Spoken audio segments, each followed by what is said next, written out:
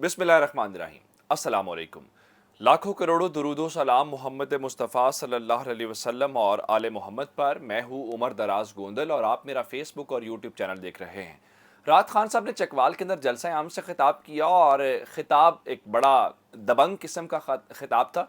एक ऐसा खिताब जो बहुत सारी ताकतों, बहुत सारे हलकों को पसंद नहीं आया होगा। खान साहब ने बुनियादी तौर पे दो तकरीरें की हैं। एक F9 पार्क वाली तकरीर थी और एक आज वाली तकरीर थी, यानी जो गुज़श्ता रात को हुई है। बहुत सारे लोग कह रहे हैं कि खान साहब के इतना गुस्से होने की क्या वजूहात हो सकती हैं। बहुत सारे लोगों ने कहा खान के ऊपर जो डील के इल्ज़ामात लगाए जा रहे थे, जो खान को एक इमेज क्रिएट करने की कोशिश की जा रही थी, खान ने उसका जवाब दिया। किसी ने ये कहा कि देखें, ऐसा हुआ कि खान साहब ने जब F9 पार्क वाली तकरीर की थी, उससे पहले शहबाज गिल के वकील उन्हें आके मिले थे। उन्होंने एक ऐसी हालत बताई थी जिसके बाद खान साहब बिल्कुल ब्लास्ट किया और उन्होंने खुल के इस बारे में बात की। अब बिल्कुल ऐसा ही सूरत हाल कुछ ऐसी भी है कि शहबाज गिल साहब की मुलाकात हुई है और शहबाज गिल साहब की मुलाकात के बाद एक बार फिर इमरान खान का ये लबो लहजा। लेकिन ये जो तकरीर है, जहां इसने असर करना था, जहां पैगाम पहुंचाना था, वो पैगाम पहुंच गया। रात को पाकिस्तान के अंदर ऑफिशियल हमने जो चीज़ें चेक की, जो ऑफिशियल नंबर था, मिसाल के तौर पे जो ट्विटर के ऊपर ट्रेंड चलता रहा है, वो खान साहब आजकल अपनी ज़बान से कोई लफ्ज़ निकालते हैं और वो पाकिस्तान के अंदर पाकिस्तान की कौम की आवाज़ या बात बन जाता है। तुम होते कौन हो डराने वाले, ये रात से पाकिस्तान के अंदर टॉप ट्रेंड बना हुआ है।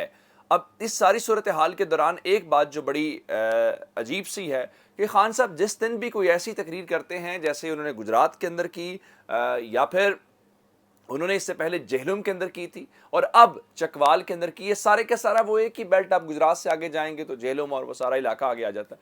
तो उसका पहला नतीजा हमें मालूम हो गया है।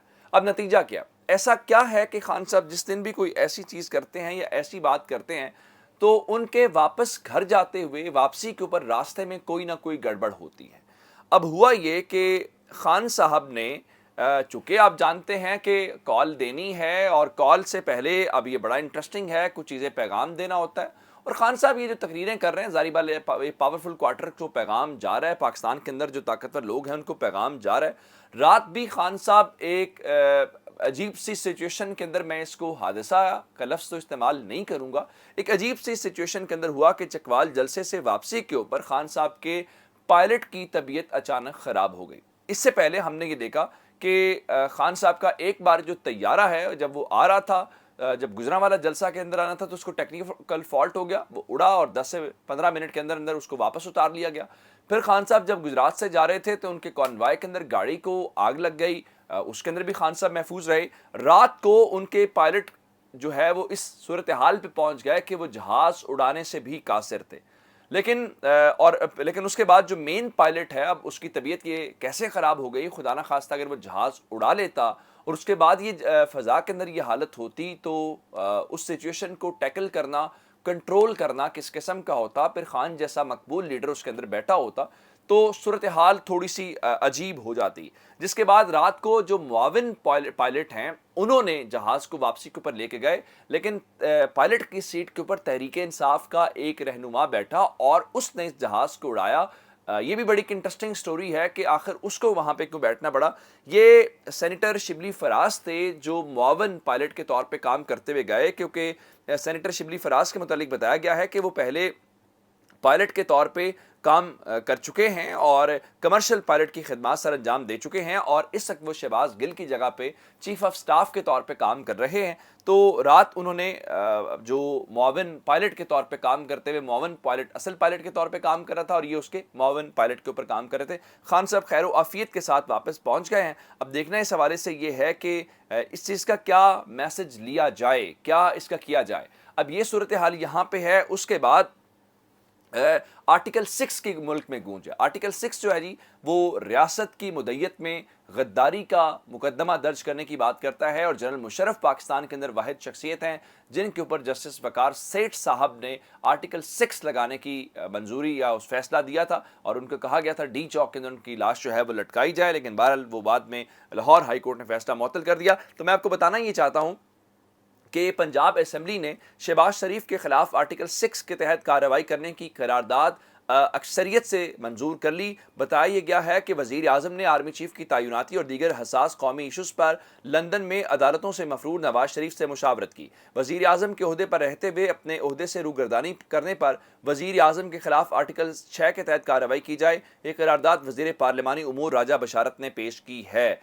اس سے پہلے ہم نے یہ دیکھا کہ یہ جو فواد چودھری صاحب ہیں انہوں نے یہ کہا تھا کہ آفیشیل سیکرٹ ایکٹ کی خلاف ورزی ہے، شہباز شریف نے اپنے حلف سے روگردانی کی ہے۔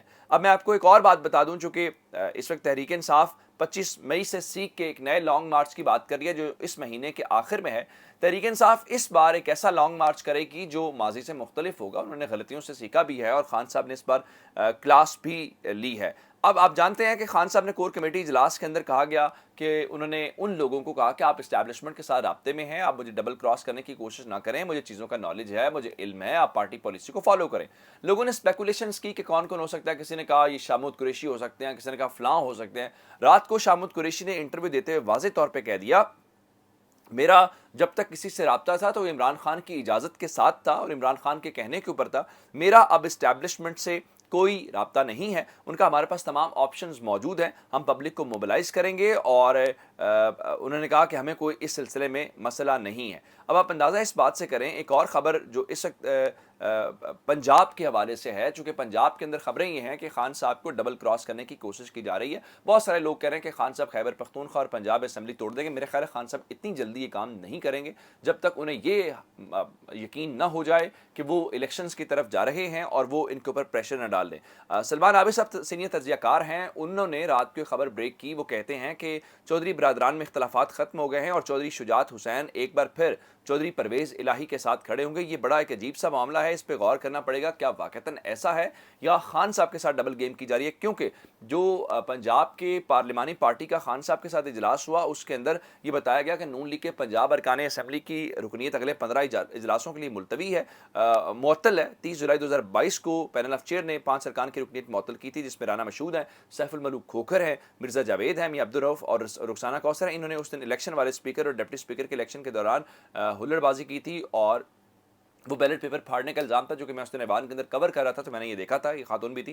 تو اس معاملے کو لے کے اب صورتحال یہ بنائی جا رہی ہے کہ پنجاب کے اندر یہ صورتحال تبدیل ہوگی۔ اب یہی الیکشن کمیشن جس نے الیکشن کروانا ہے وہ پنجاب اور دیگر جگہوں کے اوپر تو اس کا الگ موقف ہے، اس نے خیبر پختونخوا حکومت کو پیغام دیا ہے کہ اگر آپ یہ مسلسل کیمپین رکھیں گے تو ہم خیبر پختونخوا کے اندر ہونے والے الیکشن کو ملتوی کرنے کے اوپر مجبور ہوں گے۔ اور چیف الیکشن کمشنر کی زیر صدارت الیکشن کمیشن کا اجلاس ہوا جس میں وزیر اعلیٰ خیبر پختونخوا وزراء مشیروں کی جانب سے انتخابی ضابطۂ اخلاق کی متواتر خلاف ورزی کا نوٹس لیا گیا، اور جاری بیان میں کہا گیا ہے کہ چیف الیکشن کمشنر نے سرکاری مشینری اور ہیلی کاپٹر کے استعمال کا سخت نوٹس لیا ہے۔ انہوں نے چیف سیکرٹری اور ایڈوکیٹ جنرل کو ہدایت کی ہے کہ اپنی حکومت کو بتائیں کہ الیکشن کمیشن ضابطۂ اخلاق کی خلاف ورزی برداشت نہیں کرے گا۔ اپنی گورنمنٹ کو قانون کی پاسداری یقینی بنانے کے لیے الیکشن کمیشن کا پیغام پہنچائیں۔ وہ کہتے ہیں جی ہم چاہتے ہیں کہ تمام سیاسی پارٹیوں اور امیدواروں کو لیول پلینگ فیلڈ ملے۔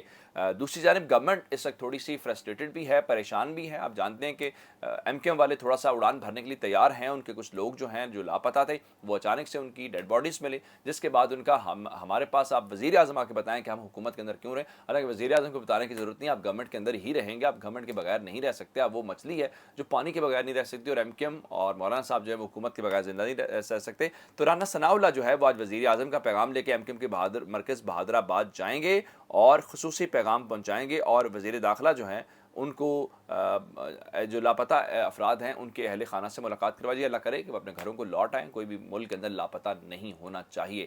اپنا بہت سارا خیال رکھیے گا۔ خدا حافظ۔